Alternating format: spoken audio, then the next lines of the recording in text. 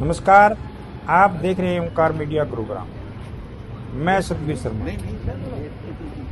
Akhil Bharatiya transport association की तीसरा अधिवेशन दिल्ली में हुआ, जिसमें सभी राज्यों से ट्रांसपोर्टरों ने भाग लिया।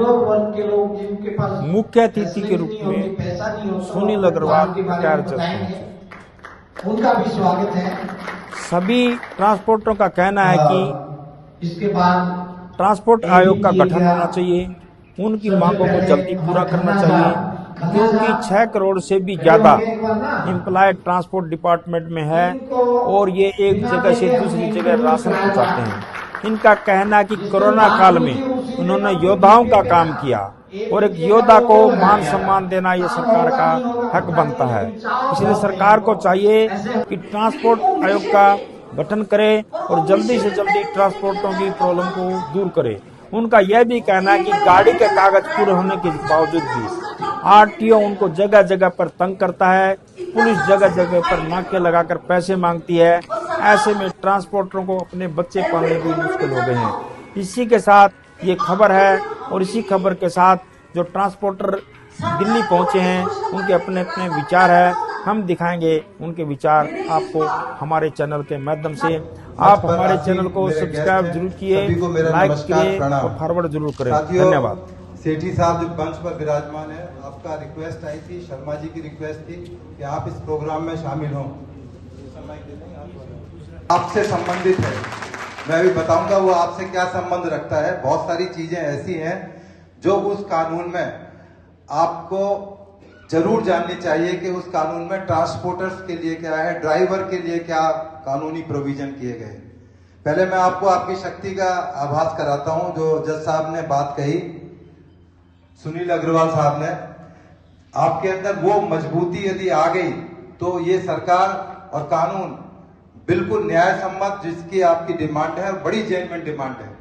मेरी पूरी जिंदगी इस दिल्ली पुलिस के अंदर निकली है और खास तौर से नई दिल्ली डिस्ट्रिक्ट में, जहां पर मैंने बड़े बड़े किसान आंदोलन, ट्रांसपोर्टर्स के आंदोलन, टैक्सी ड्राइवर के आंदोलन, ऑटो वालों के आंदोलन, तमाम तरह की चीजें देखी हैं और बहुत कई बार वाजिब डिमांड होती है। यदि आप मेरी बात को एग्री करेंगे तो अभी जो नए कानून जिनकी मैं बता रहा हूं उसमें ऐसे प्रोविजन किए गए थे जो बड़े ड्रैकोनियन थे। यदि किसी ड्राइवर से फैटल एक्सीडेंट हो जाए तो गलती चाहे उसकी हो या ना हो, उसको बेल देने का प्रोविजन नहीं था। ये ट्रांसपोर्टर्स की ही ताकत थी कि जिन्होंने हंगामा किया दिल्ली शहर के अंदर कि ये कानून लागू नहीं होने चाहिए। अब उन कानूनों को रोक दिया गया टेम्परेरी। तालियां बजाइए। इतनी बड़ी ताकत है, आपको इस बात का एहसास नहीं है। तो जब भी ट्रांसपोर्टर्स के एजिटेशन मैंने इस दिल्ली शहर के अंदर देखे हैं तो सरकार ने उनकी बात को सुना है और इम्प्लीमेंट भी किया है। अब मैं अपने पर्सनल एक्सपीरियंस पर आता हूं, कानून की बात बाद में करूंगा आपसे। मेरा जन्म आगरा में हुआ है।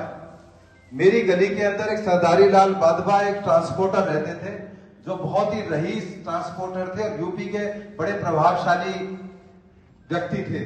उनके भट्टे थे, ट्रक थे और तब तक ट्रांसपोर्ट आयोग का गठन नहीं होगा। हर समय संघर्ष के लिए जितना मुझसे बनेगा एसोसिएशन का साथ देकर दूसरे ट्रांसपोर्ट बिरादरी के भाइयों को भी जागृत करने का काम करूंगा। धन्यवाद। जय हिंद। ट्रांसपोर्ट आयोग के बगैर कुछ नहीं हो सकता। आज हमारा जो अधिवेशन, तीसरा जो राष्ट्रीय अधिवेशन हमने मनाया है वो राष्ट्रीय ट्रांसपोर्ट आयोग के लिए 3 साल हो चुके हैं आप अधिवेशन को बात करें और अभी तक जो समस्याएं सॉर्ट आउट नहीं हो पा रही है, रीजन क्या कारण है? सरकार सोई हुई है और सरकार को जगाने के लिए हमने बुलाया है। कहाँ पर अधिवेशन काम कर रहा है आपको बात करूँ सर, आज ऑल ओवर इंडिया में काम कर रहा है। आज हमारे 30,000 से 40,000 सदस्य जुड़े थे। तो किस प्रकार कार्य करता है अधिवेशन ट्रांसपोर्टों के लिए खासकर? सर, हम ट्रांसपोर्टरों को जागरूक करें, ट्रांसपोर्ट भाइयों को किस प्रकार जागरूक करें, क्या क्या चीजें बताते हैं, क्या क्या नियम क्या रहता है ड्राइवर्स के लिए? सर, जैसे हमारा आज सरकारें रोड का टोल टैक्स तो बढ़ा देती है, रोड नहीं है। उससे हमारे गाड़ियों के बहुत नुकसान होते हैं, ट्रांसपोर्ट मालिक को बहुत नुकसान होता है, टायर फट जाते हैं। और जैसी सुविधा देनी चाहिए वैसी सुविधा नहीं। बाहर ट्रांसपोर्ट की समस्या है, ड्राइवर्स की समस्या सबसे ज़्यादा बड़ी रहती है इस चीज़ में, जी। तो उसको लेकर क्या कहना है? जी, आज जैसे हमारे ट्रांसपोर्ट को तो कुछ भी नहीं समझते सरकार। जैसे आज ट्रांसपोर्ट का मतलब एक टायर एक बार रोक दिया जाए, एक दिन के लिए रोक दिया जाए, तो देश की बड़ी अर्थव्यवस्था में दिक्कत हो जाएगी। सर ट्रांसपोर्ट में ड्राइवरों की सुविधा जीवन की लेकर सुरक्षा के लिए क्या कहेंगे आप? हम ड्राइवरों की सुरक्षा के लिए कहना चाह रहे हैं सरकार से, डीजल में हमसे 20 पैसे फालतू ले ले, 20 पैसे एक्स्ट्रा ले ले, पर हमारे ड्राइवर रोड पे एक्सीडेंट होकर शहीद हो जाता, मतलब मर जाता है, तो उसके परिवार को पालने के लिए 20-30 लाख रुपए का क्लेम दिया जाना चाहिए। लेकिन ये क्लेम देगा कौन? सरकार ने देना चाहिए। हम सरकार को पहले पैसा देना चाह रहे हैं ना, कि 20 पैसे डीजल में हमसे एक्स्ट्रा ले लो। ठीक है सर, कुछ इस तरीके का अधिवेशन अधिवेशन में लागू होना चाहिए। नमस्कार जी।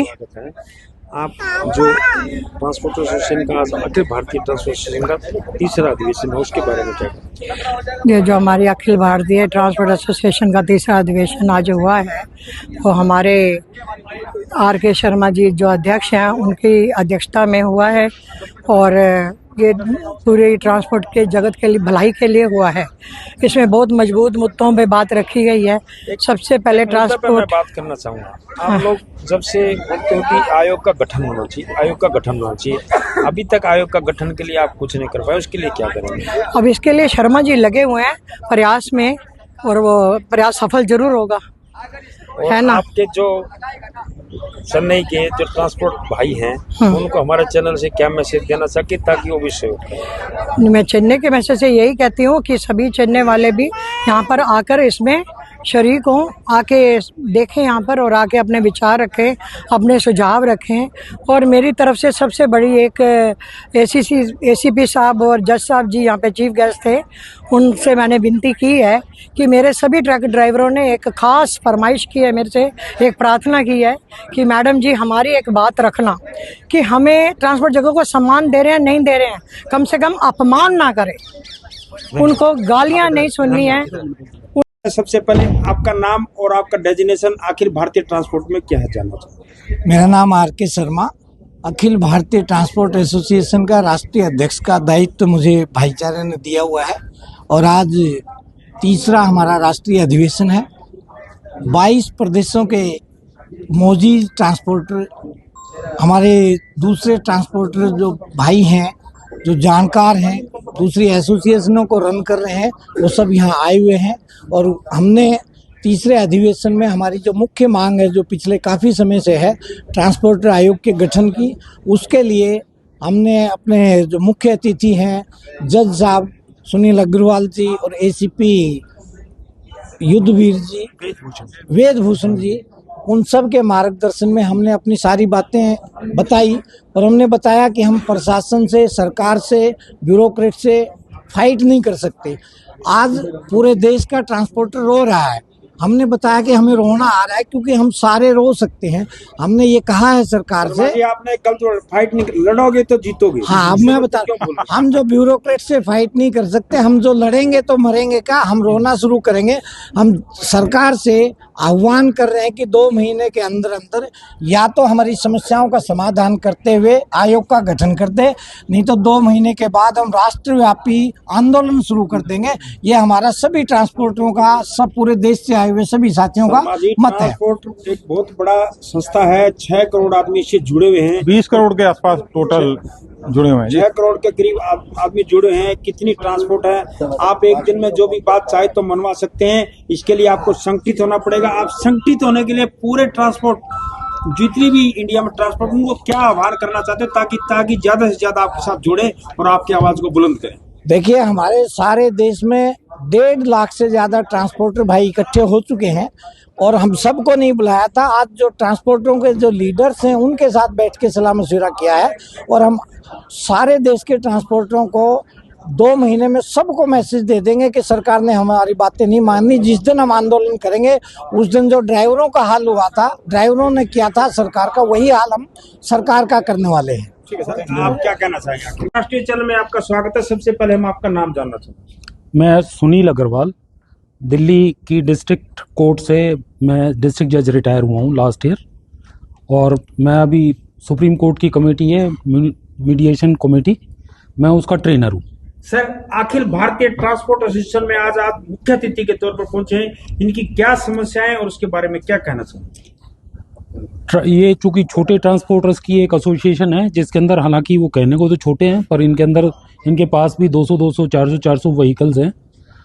इनकी समस्याएं छोटे से लेके बड़ी हैं। छोटी छोटी समस्याएं जैसे यदि हम लें तो बैड रोड्स, और उनको एक अलग अलग स्टेट के अंदर अलग अलग किसी बात के ऊपर पॉलिसी, तो उससे बड़े अफेक्टेड हैं ये, कि एक स्टेट के अंदर से तो क्लियरेंस हो जाती है, दूसरे स्टेट के बॉर्डर पे रोक देती है। आयोग एक बनना चाहिए, आपकी क्या राय है उसके बारे में? ट्रांसपोर्ट आयोग इतना बड़ा ये व्यवसाय है जिसके अंदर शायद कई लाख आदमियों को एम्प्लॉयमेंट मिली हुई है। अनऑर्गेनाइज्ड सेक्टर होने की वजह से सरकार ने शायद इसकी तरफ ध्यान नहीं दिया कि इनकी क्या समस्याएं हैं, उसका एक सामूहिक रूप से एक समाधान खोजने की कोशिश नहीं की। तो इसलिए इनकी मांग बहुत हद तक जायज़ है कि एक आयोग बने जहां पर ये सारी बातें अपनी रख सकें, आयोग अपनी समझबूझ से इनका कोई हल निकाले। धन्यवाद। और ये समस्याओं की क्या समस्या होती हैं सर, उन समस्याओं को कैसे निवारण किया जाए जिससे सरकार को भी फायदा हो और ट्रांसपोर्टर को भी फायदा हो? देखिए, ट्रांसपोर्टर की सबसे जुड़ी हुई समस्या है पुलिस से है। अक्रॉस इंडिया आप कहीं भी अपनी गाड़ी लेकर निकलते हैं, सड़क पर आते हैं, आप ट्रैफिक का वायलेशन करते हैं या और जो टेक्निकल प्रॉब्लम इस व्यवसाय से जुड़ी हुई है, तो इसलिए जो ट्रांसपोर्ट आयोग की जो मांग है बिल्कुल जायज़ है, क्योंकि आयोग बनने के बाद एक कमीशन एंड इंक्वायरी एक्ट होता है, उसमें आयोग को बहुत सारी पावर्स होती हैं। वो सरकार को डायरेक्शन दे सकते हैं, तमाम तरह के एक्शंस रिकमेंड कर सकते हैं। पुलिस में जो FIR लिखी आती हैं या और जो ट्रांसपोर्ट डिपार्टमेंट से जुड़ी हुई परेशानी है उनको एड्रेस किया जा सकता है। चूंकि ये अनऑर्गेनाइज सेक्टर रहा है करीब करीब, पर इसकी स्ट्रेंथ बहुत है।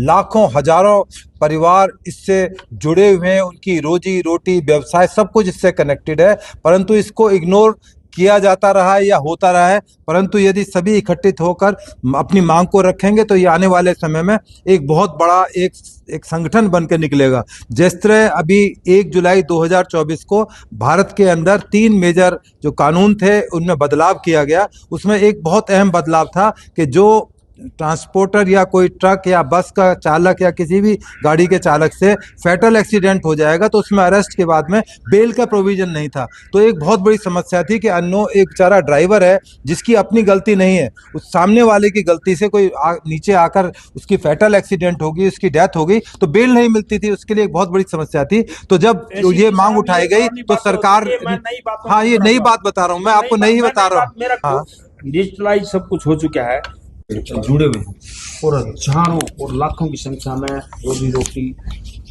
चल रही है। इसके बारे में गवर्नमेंट कितना सोच रही है? आप अपने विचार डालिए कि गवर्नमेंट को क्या करना चाहिए और क्या आपको करना चाहिए ताकि सभी के हित हों, एक बीच का रास्ता निकले, ना आप लोगों को परेशानी हो ट्रांसपोर्टर को और ना ही सरकार को परेशानी। मैं सबसे पहले तो ये कहना चाहूँगा कि हमारी जो ट्रांसपोर्ट इंडस्ट्री है वो अभी तक लिस्टेड नहीं है।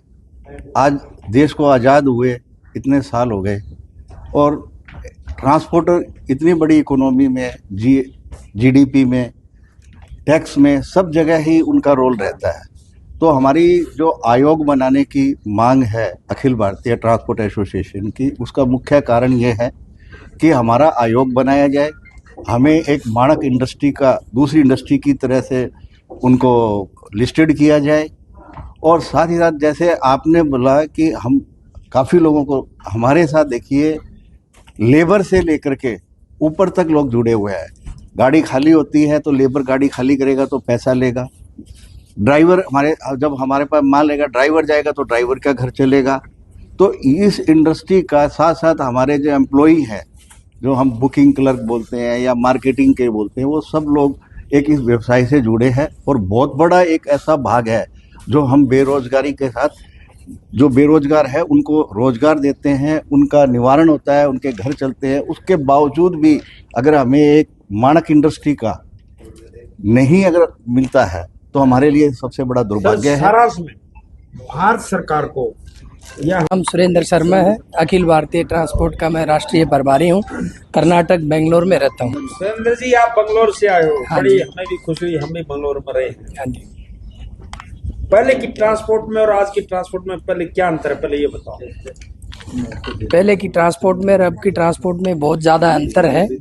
पहले किसी की भी सुनवाई नहीं होती थी, अब कुछ तो सुधार हुआ है और आगे भी हम गवर्नमेंट से निवेदन करना चाहते हैं, मोदी जी से भी, और हमारे जो ट्रांसपोर्ट डिपार्टमेंट के नितिन गडकरी जी हैं, जैसे उन्होंने रोड का सुधार किया है उसी तरीके से ड्राइवरों के लिए या मोटर मालिकों के लिए, जैसे इंश्योरेंस की इशू है या नो एंट्री का इशू है या कहीं पे रोड पे उनको सेफ्टी नहीं है, उसकी तरफ भी ध्यान दिया जाए।